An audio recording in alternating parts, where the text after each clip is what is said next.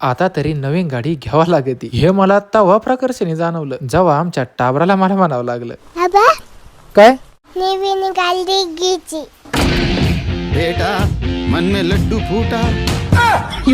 तर रामकृष्ण हरी मंडळी, तशी तर डिस्कव्हरनं आतापर्यंत लय साथ दिली आणि पल्सर पण कायम सोबत राहिले. पण आता माझ्या आधीच टाबरापासून तर आजोबापर्यंत सगळेच घरचे म्हणायला लागले का आता नवीन सवारी घ्यावा लागते. आणि हे ऐकून मी वरून तोंडावर किती जरी गरीबासारखा आव्हानित असलो तरी मलाच माहितीये का माझ्या मनात किती लड्डू फुटू राहिले.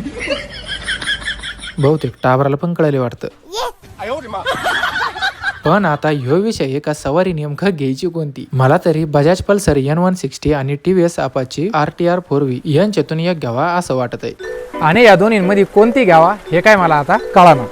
आणि यासाठी आता तुम्ही माझी मदत करा. मग येणाऱ्या दसऱ्यापर्यंत या दोन्हीपैकी कोणती घेऊ आणि कुठे घेऊ हे तुम्ही कमेंटमध्ये सांगा. तोपर्यंत मी घरच्यांना वाकड तिकड्या गाड्या घ्यायचा काय फायदा आहे हे समजून सांगतो. तोपर्यंत रामकृष्ण हरी. सोन्याचा नारळ वाहून